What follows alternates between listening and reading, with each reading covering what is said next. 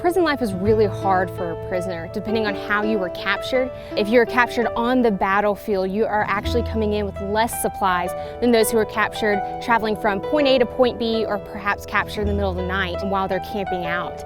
Those who are captured while traveling or camping actually come in with their camping supplies, and so their shelters are a bit better. But if you're captured on the battlefield, you're coming in with literally what you have on. So if you can't build up with your shelter, you obviously build down.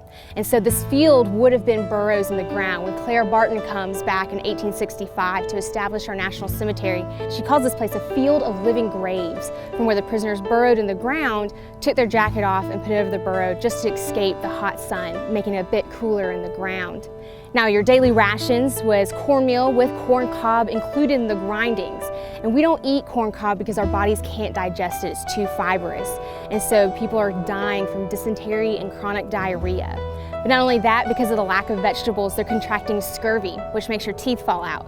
So not only can they not digest what they're eating, they also can't eat what they're given. And that leads to starvation. And when you're exposed to the elements with no barracks or shelters, whether it's the rain, the winter, or the hot summer sun, being sick with that exposure is attributing to the high death rate here at Andersonville.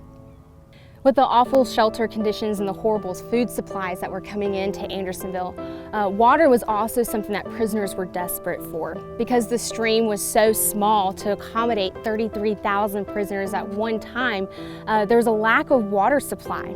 And because of that, prisoners were allowed to dig wells on site. And so here we have a well cap where we covered up a well with sand for future excavations. But they would dig them 20 to 80 feet deep. Now, we're not quite sure how they dug them, just because journaling about that would be the same as us journaling about how we drove versus just driving. Now, with this well being so close to the deadline, sometimes we can take an educated guess that this might have been a tunnel. Now, no one successfully escaped from Andersonville through tunneling. It was by going on parole, doing a work detail, and then making a run for it, and perhaps making friends with a guard.